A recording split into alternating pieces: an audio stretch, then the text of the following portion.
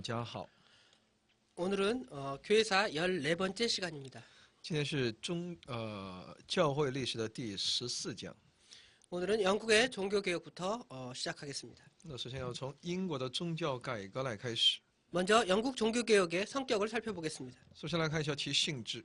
영국 종교개혁은 먼저 교리와 신학 중심의 그러한 종교개혁이 아니었습니다. 那么英国的宗教改革呢，它不是以教义和神学为中心的这种改革。 정치와 교회법이 그들의 종교개혁의 특징입니다. 他们宗教改革的特点呢，是从政治和教会的法律为中心的。 먼저 다음으로는 영국 종교개혁의 원인을 살펴보겠습니다. 下面是有关英国宗教改革的原因。 헨리 8세가 중혼하는 결혼을 2번 하게 되는 그러한 중혼의 문제로 교황과 충돌하는 그러한 일이 생기게 되었습니다. 那么在当时呢，出现亨利八世有关他的再婚问题与其教皇发生冲突。 헨리 8세가 형수인 캐더린, 그 형은 이미 죽게 되었고요. 형수인 캐더린과 결혼하려고 교회법이 인정하지 않는 그러한 교황을 강요해서 결혼을 하게 되었습니다. 亨利八世呢，他与其自己的嫂子哥嫂因为当时哥哥已经死了，想要与他结婚因为在当时的这个教会法律是不承认的，但他却强迫教皇来长婚。 그러나 15년간 후에 메리 여왕이 되는데요. 이 메리 외에는 자식이 없게 되었습니다. 但在其后的15年当中呢，他除了那玛丽以外呢，却没有其他的子女。 15년 동안 메리 외에 자식이 없게 되자 이 결혼은 하나님의 뜻이 아니라고 헨리 8세는 말하고 교황에게 그렇게 선언해달라고 요청했습니다. 在15年间呢，他只有这一个子女那他就认为这婚姻呢不是上帝的旨意，他要求教皇呢能够做出这么一个宣告。 그러나 교황은 이를 거절하게 되었습니다. 但教皇呢却拒绝了。 그래서 헨리 8세는 1533년 궁녀인 앤 블린과 결혼하게 되었고요. 교황은 이를 반대하게 되었습니다. 亨利八世呢，在1533年的时候呢，与其宫女柏林与他结婚，教皇但反对。 이것이 바로 영국 종교개혁이 원인이 되게 된 것입니다. 这也就成为英国宗教改革的原因。 먼저 개혁의 방법들을 살펴보겠습니다. 首先是改革的方法。 먼저 교황과 단절을 하고 이제 영국 국교회를 창설하게 되었습니다. 他们断绝与教皇的关系，建立了英国国教团契。 그리고 1535년에는 교회의 수장령을 발표하게 되었습니다. 在1535年，他们发表有关一些教会的法令。 교회의 수장은 교황이 아니라 이제 영국의 국왕이 교회의 수장이라는 것입니다. 他们主张呢，教会的领袖不再是那教皇，而是英国国王。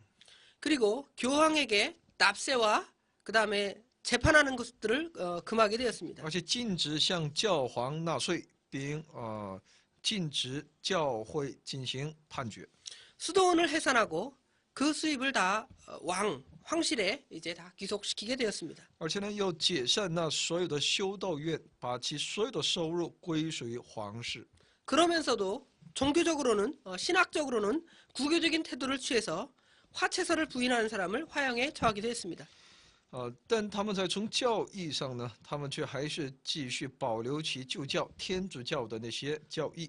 针对那些反对化体说的那些人呢，他们英国要进行火刑。 영국 국교회의 종교 정책을 살펴보겠습니다. 我来了解一下英国国教的宗教政策。 유럽 전 지역에서 신구교가 이 양파가 서로 대립을 하게 되었는데 이 두 파를 다 탄압을 하게 되었습니다. 因为在当时英国呢，新教和旧教两派呢是彼此对立的，但宗教政策当中，他们都要进行对两派进行逼迫。 그러면서 오직 영국 국교회만 복종해야 한다 이렇게 강요를 하게 된 것입니다. 强迫他们只顺服英国国教英国教会。 1559년에는 국회에서 이제 교회 수장령을 가결하게 되었습니다. 所以到了1559年的时候，在国会呢通过了有关教会领袖的这么一个决议案， 그 다음에 공기도문을 채택하기도 했습니다. 而且制定那公开祷告文。 성찬식에서 일반에게도 이제 떡을 나누어 주었습니다. 在圣餐仪式当中，也向那些一般的人分那饼。 그리고 교회에서 십자가와 제단과 화상을 제거했습니다. 在教会里面，除去那十字架，还有祭坛，还有画像。 복장은 단순한 제복을 착용했는데요. 그러나 의식 역시 로마교, 그러니까 카톨릭의 그러한 의식을 많이 따르기도 했습니다. 在礼服上呢要简化，但他们的仪式呢，礼拜的仪式呢，跟罗马教会相同。 1563년경에는 39개조의 신조를 제정하기도 했습니다. 到1563年，他们制定39条信条。 이 39개조의 내용에는 그 성찬식의 견해가 영국에서는 화채설을 그대로 믿었다 그랬는데 이 39개조 신조에는 성찬식의 견해가 오히려 칼빈의 사상과 유사했습니다. 但到了在这39条信条里面所制定的有关圣餐的一些理解呢，与加尔文的思想是同样的。 이 신조는 그 로마 카톨릭에 비해서 상당히 진보적으로 신교에 가까운 그러한 신조였습니다. 可以说，此信条呢是很接近于其有进步倾向的新教的。 그러나 이 영국의 종교 개혁은 이제 의식에 치중하는 그러한 운동이었기 때문에 여기에 반대해서 청교도 운동, 퓨리탄 운동이 이제 일어나게 되었습니다. 但是呢，他们的这样的他们的观点呢，却只注重一种仪式的，所以呢，对此有一群人兴起反对，他们被称之为清教徒。 관련 인물들에 대해서 영국 종교 개혁의 관련 인물들에 대해서 살펴보겠습니다. 我们来了解一下英国宗教改革的一些相关人物。 먼저 헨리 8세입니다. 首先是亨利八世， 1509년에 출생해서 1547년까지 살았습니다. 他生于1509年，死于1547年。 그는 그 교황 레오가 이 헨리 8세에게 부탁을 해서 당시에 그 종교 개혁 루터의 저서가 그 유럽 전 지역으로 퍼졌는데요. 루터의 저서를 금하도록 요청을 받고 금하게 되었습니다. 在当时呢，教皇利奥呢，他要求亨利八世呢，要去禁止那路德的一些书籍在那里泛滥，所以亨利八世呢也去照做了。 그러나 두 번 결혼하는 중혼의 문제로 교황과 대립하게 되었고 종교 개혁을 일으키게 된 것이죠. 但却因着呢有关重婚的问题呢，与这个教皇呢发生对立，这样他就兴起一种宗教改革运动。 그는 7종의 예전의 고수라는 책을 저술하게 되었는데요. 그 책에서 카톨릭의 칠성례를 그대로 준수하고 인정했습니다. 那么亨利八世呢，在自己所写的一本书当中呢，他还是主张要遵守天主教的圣礼。 두 번째 인물은 토마스 크레머입니다. 那么第二个人物呢是托马斯克兰默， 그는 영국 종교 개혁 사상가의 대표적인 인물입니다. 他是英国宗教改革思想的代表性的人物。 헨리 8세가 그 중혼의 문제로 교황과 충돌했는데 이 토마스 크레머는 이것을 좋은 기회다 여기고 그 헨리 8세를 두둔하게 되었습니다. 当亨利八世与教皇发生冲突的时候呢，托马斯克兰默呢，他认为这是好的机会，他站起来支持亨利。 그는 헨리 8세의 총애를 받아서 이제 그 영국의 대표적인 교회인 캔터베리 대주교의 그 주교가 되게 되었고 이제 궁정의 목사가 되기도 했습니다. 那么他就后来得到了亨利八世的宠爱所以呢，他后来成为坎特伯雷教会的大主教，也成为宫廷牧师。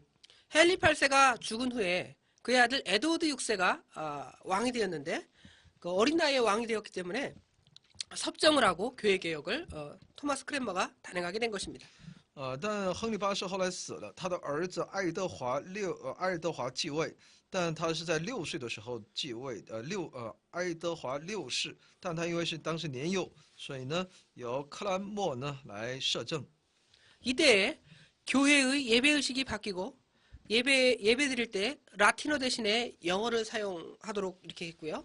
그다음에 성직자도 결혼해도 된다라고 이렇게 결혼을 허용하기도 했습니다. 这个时候呢，教会礼拜的仪式就有了很大的变化。礼拜的时候呢，不再使用拉丁语，而是使用英语来代替。而且呢，神职人员呢也允许有婚姻家庭。 그는 칼빈주의에 입각한 기도서를 작성했고요. 42기제의 신조를 기초하기도 했습니다. 他制定以加尔文主义为其立场的这样的一个祷告书，又有42条的信条。 칼빈과 이제 빈번하게 서신을 교환했고요. 그 다음에 그 교회의 주요 지역의 감독에 이제 개신교 교인들을 배치하는 일을 했습니다. 那么他与加尔文呢频繁的有书信的来往，在其重要的那些主教位置上呢，都有让这些改革中的，也就是新教的那些信徒。 에드워드 6세의 사후에 이제 메리 여왕이 이제 왕으로 등극하게 되는데 이때에 반역과 이단이다라는 제목으로 이 토마스 크레머는 화형을 당하게 되었습니다. 但后来在玛丽女王执政的时候，爱德华死了之后，由玛丽女王执政。当她执政的时候呢，却判那克兰默为叛逆和异端，以这样的罪行呢，把他处以火刑。 세 번째 인물은 윌리엄 틴데일입니다. 那么第三位人物呢，是叫威廉汀德尔。 그는 1484년에 출생해서 1535년까지 살았습니다. 他生于1484年，死于1535年。 그는 옥스퍼드 대학과 캠브리지 대학에서 수학을 했습니다. 他是在牛津大学和剑桥大学在那里上的学。 그는 성경 번역을 완성했고요. 그러나 후에 이단자로 교수형을 당하게 되었습니다.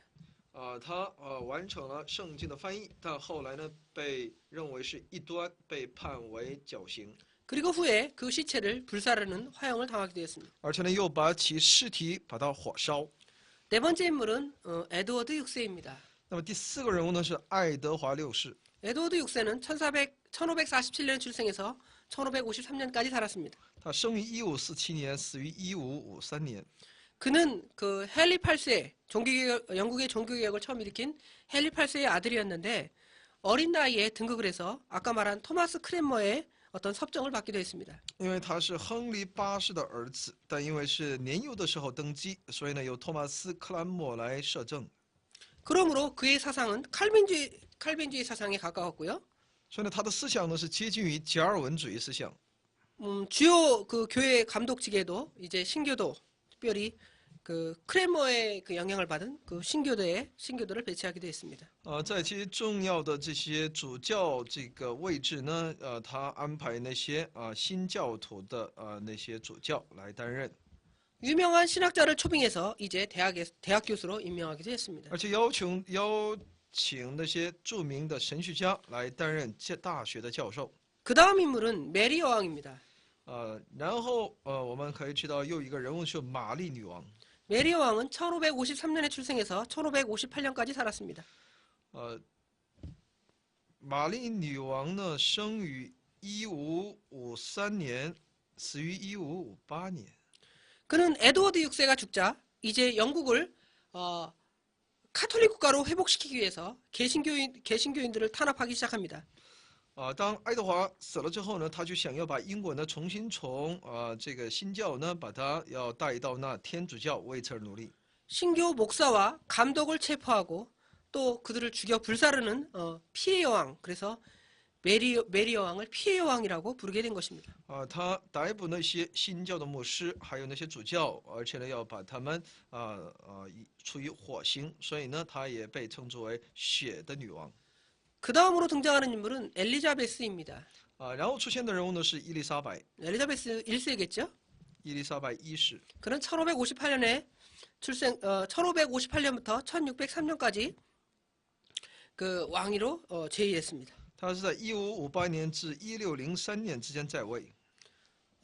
그가 46년 동안 영국을 통치를 했는데 그 당시에는 그 영국이 굉장한 중흥기였습니다. 他46年的统治英国期间呢，也是英国非常崛起的那一段时间。 그는 신교의 가치를 들고 나왔습니다. 他支持新教的价值观。 그는 의식에 치중을 했고요. 영국 국교회를 강요했습니다. 他也注重其仪式，而且呢非常强调去英国的国教。 이 엘리자베스 시대 이후에 이제 청교도 운동이 더 크게 일어나게 된 것입니다. 所以伊丽莎白那时代之后呢，就出现了更多的有关清教徒运动。 이처럼 영국의 그 종교개혁은 헨리 8세와 그의 아들 딸들에 의해서 이렇게 이루어지게 된 것입니다. 所以英国的宗教改革呢，是借着亨利八世还有他的儿女们而进行的。 다음은 그 유럽의 그 그러니까 신교를 인정하는 30년 전쟁이 있게 되는데 그 전에 이제 영국의 상황을 살펴보도록 하겠습니다. 在欧洲呢，后来发生了30年的有关宗教方面的一些战争。那我们来看一下，在那发生这一战争之前的德国。 먼저 슈말칼텐 전쟁입니다. 首先有舒马卡尔滕这样的战争。 이 전쟁은 1546년에서 47년까지 일어난 전쟁입니다. 这一战争呢，发生于1546年至47年间。 이 전쟁은 프로테스탄트 제후들, 그러니까 신교를 믿는 제후들과 그 구교의 칼 5세와의 전쟁이었습니다. 这是呢，相信呢新教的那些诸侯国家与那卡尔五世之间的战争。 이 슈말칼텐 전쟁의 원인을 보겠습니다. 我们来看一下其战争的原因。 1531년 신교 계통의 제후들이 이제 슈말칼텐에서 동맹을 체결합니다. 那么在1531年呢，有关新教属于新教的这些诸侯们呢，在那斯马卡尔滕这个地方呢，他们结盟。 이에 대해서 칼 5세는 교황과 합해서 그 이웃 나라의 스페인 군대와 합해서 이제 이 전쟁을 하게 된 거죠. 那么卡尔五世呢，那就与教皇联合，他率领西班牙的军队来攻击他们。 그러나 이제 그 작센공 모리츠가 이제 그 전에는 그 구교편이었는데 변절해서 이제 전에는 신교였는데 이제 그 황제 카르 5세 편에 들어서 가담을 하게 된 것이죠.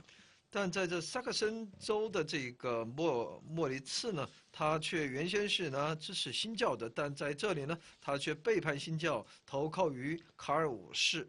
그러나 그 결과로 이제 신교군은 대패를 하게 되었습니다. 因着这样的一个结果呢，新教组成的这个联军呢就被大败。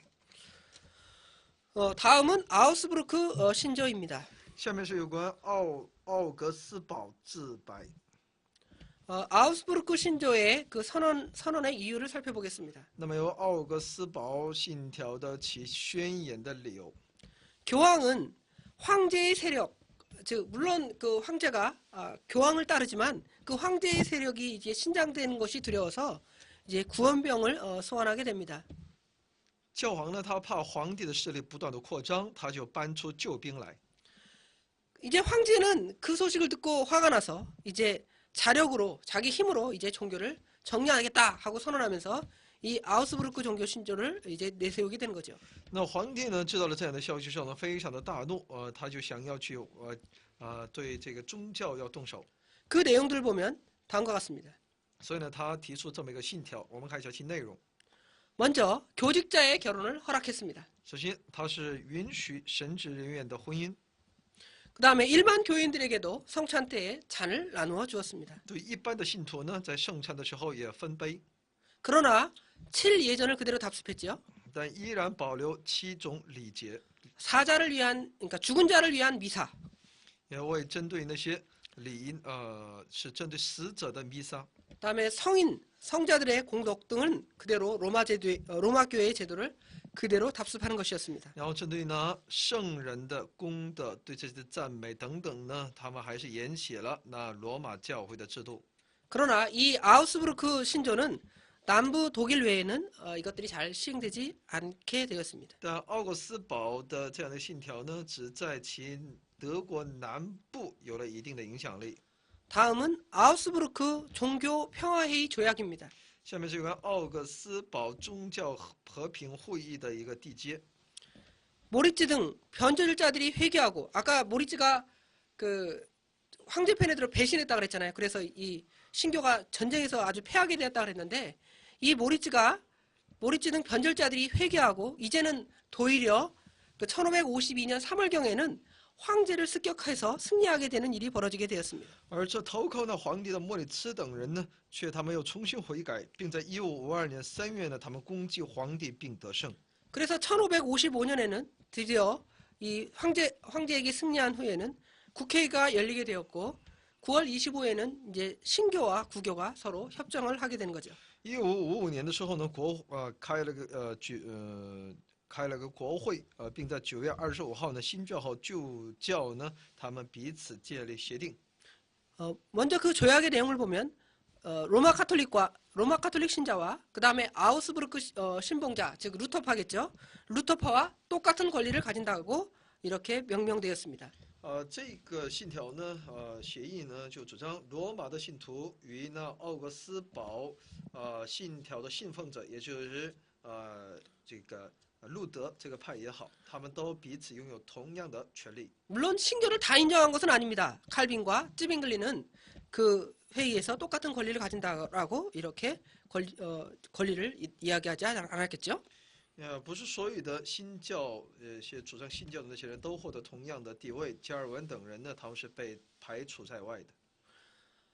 그 다음에 이제 그 특정한 주가 있으면 그 주의 시민은 그 주의 뭐랄까요? 군주, 그죠? 군주 제후와 신앙이 똑같아야 한다고 이렇게 말을 합니다. 그래서 만약에 그 주의 그 제후와 신앙이 같지 않으면 재산을 다 팔아서 내가 만약에 구교를 믿는다 그러면 신교주로 이사를 갈 수밖에 없는 그러한 상황이 벌어지게 된 것이죠. 那么每个州的州郡的那些市民呢，他们的信仰呢，必须是随着那君主的这样的一个信仰必须相同的。如果自己不想与君主的这种自己所属的那个地区的君主的这种信仰相同的话呢，他必须变卖所有的财产来搬到其他侍奉那些就是相信呢旧教的那些州来去生活。 이제 카를 5세가 1556년에 이제 퇴위를 하게 됩니다. 卡尔五世在1556年退位。 자신이 점령하고 있던 스페인, 인도, 네덜란드, 이탈리아의 왕위를 그 아들 필립 2세에게 물려주게 됩니다. 把自己所统治的西班牙、印度还有这意大利意大利、丹麦的王位呢，让给儿子菲利普二世。 독일의 왕위는 동생 페르난드 1세에게 물려주었는데요. 1564년경에는 막시밀리안 2세를 통해서 그 왕위를 계승하게 됩니다. 德国的王位呢，他让给其弟弟费迪南德一世。但在1564年呢，由马克西米利安二世来继承。 다음은 30년 전쟁입니다. 下面是30年战争。 이 30년 전쟁의 의의를 보겠습니다. 我来了解其意义。 첫째로 카톨릭 교도와 신교도들의 신앙 교리를 인한 전쟁입니다. 그러니까 카톨릭과 신교가 서로 교리를 가지고 전쟁을 하게 된 거죠. 这是天主教教徒与新教的教徒之间的有关信仰教义而引发的战争。 그에 반해서 독일 제국의 안전과 파괴 문제는 오히려 종교적인 의미보다는 정치적인 그러한 색깔도 같이 있게 되는 전쟁입니다. 而且呢，德国帝国的安全和破坏等等这些问题，政治上的这些问题呢，也同样起了起因。 이 기간은 1618년부터 1648년까지입니다. 这一战争期间呢，是1618年到1648年。 그 원인을 살펴보면 다음과 같습니다. 我们看一下其原因。 먼저 독일의 루돌프 황제가 신교의 자유를 허락했지만 그 후에 카톨릭파인 페르디난트 황제가 즉위하게 되고 신교를 박해하게 되었습니다. 那么德国的鲁道夫皇帝呢，他赐予了新教一个自由。 但之后呢，天主教派的斐迪南德皇帝继位之后呢，他逼迫新教。 신교 개혁파는 여기에 굴하지 아니하고 구교에 도전해서 약 30년간의 전쟁이 일어나게 된 것이죠. 而新教的改革派呢，对此非常的不满，所以呢，他们就对旧教呢，进行30年的战争。 그러나 전쟁의 직접적인 원인은 카톨릭 보호령인 보헤미아 지역에 스페인 왕 구스타프 아돌프가 신교를 적극 후원한 데 있어서 전쟁이 이제 더 크게 확장이 되게 된 것입니다. 但其战争的真正的原因呢，直接的原因呢是受其天主教保护的波西米亚呢，被西班牙王古斯塔夫阿道夫呢，把它完全的新教化，所以呢，对此的反抗。 이 전쟁의 경과를 네 기간으로 나눠서 살펴보겠습니다. 其战争的经过呢，我们可以分为4个阶段来了解。 첫 번째 기간은 1618년부터 1623년까지입니다. 那么第一个阶段呢，是在1618年到1628年。 이 전쟁의 그 제목을 팔찌 전쟁이라고 명칭합니다. 我们把这一段期间的战争称之为帕拉丁战争。 왕이 신교를 탄압해서 회당을 헐게 하고 이에 대해서 개혁파들은 걸기에서 이제 프라하를 점령하게 됩니다. 那么王呢，来逼迫那新教来拆除那他们的教堂，而改革派呢，他们崛起并占领布拉格。 그러나 이 개혁파에 대해서 영국 왕이 도와주지 않았고요. 루터파는 또한 그 전쟁에서 오히려 변절하게 되었습니다. 但这针对这一改革派呢，英国国王呢没有进行援助，而且呢，路德派呢他们有出卖了。 구교파인, 그러니까 카톨릭파인 왕의 군대들은 틸리 대장을 공격해서 승리하였고 이에 망명자가 3만 명이나 나오게 되었습니다. 那么保王军呢，也就是旧教的势力呢，以地利为对的大将呢，他们攻击并得胜，在当时有3万多人被流亡在外。 두 번째 기간은 1625년부터 1629년까지입니다. 那么第二个时期呢，是在1625年至1629年， 이 전쟁의 명칭을 덴마크 전쟁이라고 명칭합니다. 把它称之为丹麦战争。 덴마크 왕 크리스찬 4세는 영국과 네덜란드 군대와 같이 해서 독일의 신교파를 이렇게 지원했는데 독일 왕군에 의해서 격퇴를 당하게 됩니다. 那丹麦王克里斯坦四世呢，与英国还有丹麦的军队呢一同来去支持德国的新教军队但被德国王的军队呢所击退。 세 번째 기간은 1630년부터 1635년까지의 기간입니다. 第三期呢是在第三个阶段是在1630年至35年， 이 전쟁의 명칭을 스웨덴 전쟁이라고 명칭합니다. 把它称为瑞典战争。 스웨덴 왕 구스타프 아돌프는 이제 신교군을 도와서 이제 침입하게 됩니다. 국교를 침입하게 되겠죠. 그러나 발렌슈타인에 의해서 격퇴를 당하게 되었습니다. 但瑞典王古斯塔夫阿道夫呢，他支持新军呢来去侵犯，但侵犯旧教的军队，但在其情人节呢被击退了。 프랑스는 독일이 이제 옆에 독일의 왕권이 강화되는 것을 견제하기 위해서 이제 신교파인 이제 스웨덴을 도와서 남부 이탈리아를 공격을 합니다. 그에 대해서 이제 독일은 큰 혼란을 겪게 되었고요. 이에 대해서 프랑스의 야심을 보고 신교의 제후들, 그러니까 독일의 신교의 제후들이 또 이제 이 조약에 체결을 하게 된 것입니다. 那么法国呢，他不愿看到德国王权的加强，所以呢，他帮助那瑞典等那些国家呢，来攻击那些南部意大利使德国陷入到混乱，所以呢，一些在德国的那些诸侯国家呢，他们也看到了法国的这种野心，他们纷纷这些新教的这些诸侯呢，纷纷彼此缔结条约。 이 전쟁의 결과를 보겠습니다. 我们来看一下这一战争的结果。 이 전쟁의 피해로 인구가 3분의 2나 감소하게 되었습니다. 因着这一场战争的人口减少了2/3。 목회자 전사자가 620명이나 되게 되었습니다. 神职人员被战死的有620人。 교육, 정치, 경제, 문화 이 각 분야가 다 황폐하게 되었습니다. 教育、政治、经济、文化等各个领域呢变得荒废了。 그리고 이 전쟁의 결과로 이제 베스트팔리아 조약이 1648년에 체결되게 되었습니다. 那么因着这一事件呢，在1648年的时候缔结了威斯特法利亚条约。 베스트팔리아 조약에 대해서 살펴보겠습니다. 下面了解一下威斯特法利亚条约。 30년 전쟁으로 1648년에 독일과 스웨덴 사이에 맺은 강화 조약입니다. 这是因着30年的战争，到了1648年的时候，与德国和瑞典彼此签订的这种条约。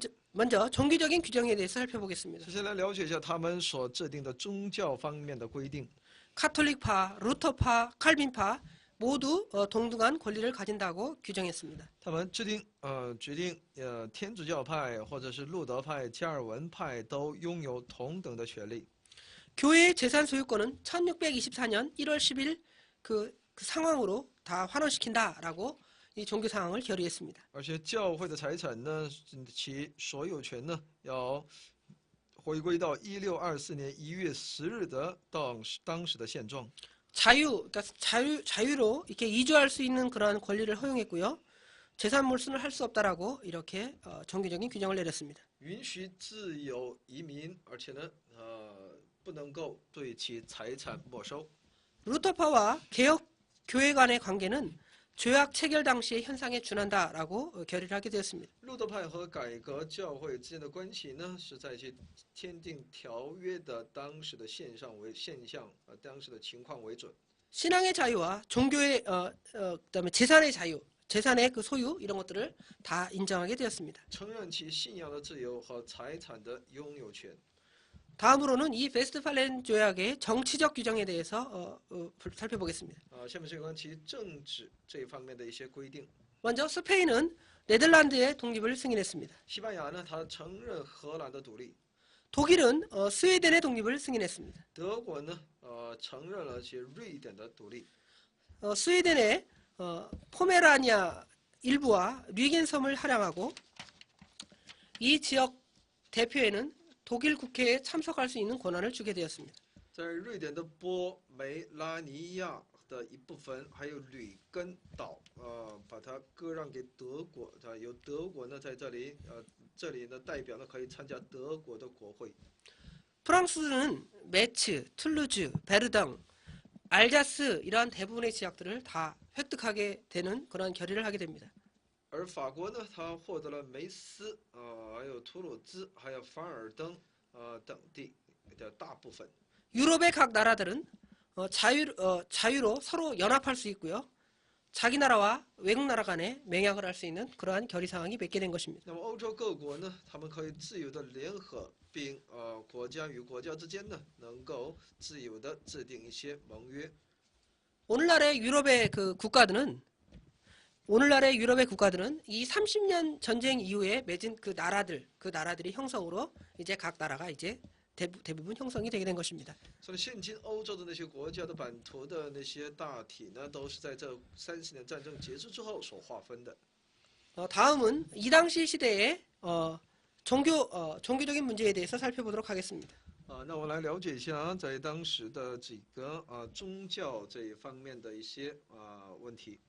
먼저 아르메니우스파와 도르트 회의에 대해서 먼저 살펴보겠습니다. 那我来了解一下有关亚米纽斯派和多德雷赫特派。 먼저 알미니우스에 대해서 살펴보겠습니다. 首先了解一下亚米纽斯派。 그는 1560년에 출생해서 1609년까지 살았습니다. 那么亚米纽斯呢是生于1560年，死于1609年。 그는 네덜란드의 암스테르담 출생입니다. 他生于荷兰的阿姆斯特丹。 그는 제네바에 유학을 했고요. 1588년에 암스테르담 목사가 되었습니다. 他留学于日内瓦，在1588年的时候呢，任阿姆斯特丹的牧师。 그는 학식과 웅변이 탁월하였습니다. 他有卓越的学识和那些口才。 코른 허트를 설에 논박해 달라는 그러한 그 관의 위촉을 받고 이에 대해서 연구를 깊이 하게 되었습니다. 他也受委托于政府这个部分呢，他来研究如何来反驳科伦赫特的一些学说。 1603년경 레이든 대학 교수가 되어서 칼빈의 예정론을 반대하였습니다. 1603年呢，他成为雷登大学的教授，来反对加尔文的预定论。 먼저 칼빈주의와 알미니안주의의 차이를 살펴보도록 那 하겠습니다. 我们来看一下加尔文主义和亚米纽斯主义的一些差距。 인간의 타락에 대해서 칼빈은 완전 타락했다고 믿었고요. 알미니우스는 자유의지가 있다고 말했습니다. 而有关人的堕落呢，加尔文主张是完全的堕落，而亚米纽斯主张是有自由意志的。 예정에 대해서 칼빈은 하나님께서 무조건적으로 예정했다고 믿었지만 알미니우스는 예지 예정이다라고 말을 했습니다. 有关预定呢，加尔文主张是无条件的预定，但亚米纽斯主张是预知的预定。 속죄설에 대해서 칼빈은 제한 속죄설을 믿었지만 알미니우스는 만인 속죄설을 믿었습니다. 有关赎罪这方面呢，加尔文主张是有限的赎罪，但赦罪，但亚米纽斯主张是针对万人的赎罪、赦罪。 은총에 대해서는 칼빈은 하나님의 은총을 불가항력적이다. 우리가 받을 수밖에 없다라고 믿었지만 알미니우스는 내가 그러니까 부정할 수 있다라고도 주장을 했습니다. 有关神的恩典呢，加尔文主张是不可抗拒的，是必须无条件的接受的。但亚米纽斯觉得那是可拒性的恩典。 성도의 견인의 문제에 대해서 칼빈은 성도가 주님께서 우리를 하나님의 나라에 갈 때까지 이렇게 끝까지 지켜주시고 견인해 주신다라고 믿었지만 알미니우스는 그것을 인정하지 않았습니다. 有关神的牵引，也就是神的那种带领呢，加尔文认为神会一生直到永远呢会来带领我们但在亚米纽斯呢却否认不承认的。 다음은 이 알미니우스와 칼빈 사이의 이런 갈등은 이제 도르트 회의를 이제 만들게 되었습니다. 那么这加尔文和亚米纽斯的这种矛盾呢，就带出了德雷赫特会议。 도르트 회의는 칼빈파와 알미니우스파의 분쟁을 종결짓고 알미니우스파를 배제할 목적으로 이 회의가 열리게 된 것입니다. 其目的呢，就是为了结束加尔文派和亚米纽斯派的这种纷争，来结束也就抵御那亚米纽斯派，排除他们。 이 회의의 시일과 장소는 1618년 11월 13일 네덜란드 도르트였습니다. 这会议呢是在1618年11月13日，在荷兰的多日特雷希特在这里汇集的。 이 회의의 소집자는 네덜란드 국회의원 84명이었고요. 알미니우스는 피고로 참석하게 되었습니다. 召集的会员呢，召集并会员呢，有其国会的84名的国会议员，而亚米纽斯派呢是作为一个被告而出席。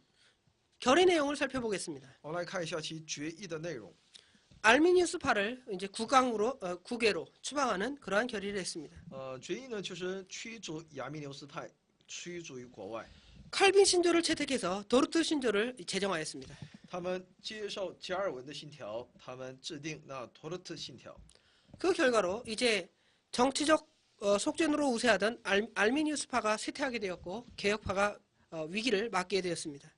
这样呢，其以政治的赎罪论，可以说呢，原先占优势的这亚米纽斯派呢，慢慢的变得衰退，来阻止了，还是来使改革派的危机呢受到了这个可以说呢保护。 이 도르트 신조는 그 후에 웨스트민스터 신앙 고백을 작성하는데 큰 영향을 또한 미치게 되었습니다. 这托勒特信条呢，后来对其威斯敏斯特信仰告白的制定起了很大的影响。 다음은 소시누스의 신학입니다. 下面是索西努斯的神学。 이 소시누스는 삼위일체 교리를 반대하고 단일 신론을 주장하는 흐름이었습니다. 他是反对三位一体的教义，他们只主张一神论的主张。 이 신학을 주장하는 사람들은 제세례파와 신비주의 사이에 있었습니다. 在洗礼派和神秘主义当中，就有这主张这一神学的人。 그러나 이것이 소시누스에 의해서 더욱더 구체화되게 되었습니다. 这样的一些神学观点呢，被索西努斯而被具体化了。 소시누스에 대해서 살펴보겠습니다. 我来了解一下索西努斯。 소시누스는 1539년에 출생해서 1604년까지 살았습니다. 他生于1539年，死于1604年。 그는 이탈리아의 귀족으로 법률가였습니다. 他是意大利的贵族，是法律学家。 그는 그의 백부 레리오 소시누스의 유지를 받들어서 삼위일체설을 반대하는 것을 평생의 사명으로 삼고 이제 폴란드로 가게 되었습니다. 他呢是奉其伯父瑞奥索西努斯的这样的一个遗言呢，他一生愿意为其反对其那些，也就要去抵挡那些一切反对三位一体学说的那些人，他要去往芬兰。 말년에 그는 신조와 그 문답서를 편찬하다가 완성하지 못하고 이제 그 사망을 하게 된 것이죠. 他是去往波兰的。他在晚年的时候呢，在去编写其信条和其问答书的时候呢，还没能够最后完成就去世了。 1605년에는 시말지라는 사람이 이 소시누스의 그것들을 이제 완성하고 교회와 학교를 설립하게 된 것입니다. 到1605年的时候呢，叫司马兹的这样的一个人呢，最终完成了他的这个所有的他所编写的那些书，最终又建立更多的教会和学校。 그러나 이 소시누스의 그 그 어떤 사상들은 1638년에 예수에 의해서 폐쇄되고 그 학교들을 교회와 학교들은 이제 폐쇄되고 이제 거기서 추방을 당하게 된 것입니다. 但到了1638年的时候呢，他们被耶稣会所取缔，被驱逐。 그의 사상을 그 몇 가지로 정리해 보겠습니다. 了解一下他的思想。 그는 신앙을 신과 명령, 신의 명령과 약속을 승인하는 것이라라고 말했습니다. 他认为呢，信仰呢就是承认神的命令和应许。 그는 성경을 교리와 도덕을 가르친 글이라고 말했습니다. 他认为圣经就是讲述那教义和道德的书。 소시누스의 기독론을 보면 다음과 같습니다. 他的基督论如下， 먼저 그리스도의 교사적 측면을 아주 강조했습니다. 他强调基督的教师作为教师的这种方面， 그러면서 신인 양성의 합일 교리를 부인하게 되었습니다. 他否认神人两性合一的这样的一个主张。 그리스도께서 기적적으로 탄생해서 보통의 인간과는 좀 다르다라고 말을 했습니다. 他认为基督是奇迹般的诞生，所以呢，他与普通人是不同的。 그는 전도에 착수하기 전에 하늘에 올려져서 하나님의 계시를 받았고 부활 승천해서 하나님 나라의 지배권을 받았다라고 예수님이 그런 분이시라고 그렇게 말하게 된 것입니다. 他认为呢，耶稣呢，就是为了在传福音之前呢，他被提到天上，获得了神的启示，然后呢，复活升天之后呢，获得了对神国的这种权力权柄，他是这么主张的。 그들의 속죄로는 대속서를 반대하는 것이었습니다. 有关赎罪论这方面呢，他们反对那代赎。 그리스도는 죄의 지배에서 우리를 구원하기 위해 죽고 우리의 죄를 버리게 하셨다라고 말했습니다. 他主张的基督呢，为了使我们从罪的这种掌权当中呢，能够获得拯救而死亡，是让我们离弃那一切我们里面的罪。 그러면서 삼일체 교리는 구원에 필요한 것이 아니지만 그래도 대단히 유용하다라고 말을 했습니다. 但他又说呢，三位一体的教义呢，虽然是无关于救恩，但是也是非常有用的。 마지막으로 그리스 교회에 대해서 살펴보겠습니다. 最后，我们了解一下希腊教会。 그리스 교회의 대표적인 인물은 키릴로스 루카리스입니다. 那么，希腊教会的代表性的人物呢，是那希利尔。 그는 1572년 크레테 섬에서 출생했습니다. 他在1572年生于克里特岛。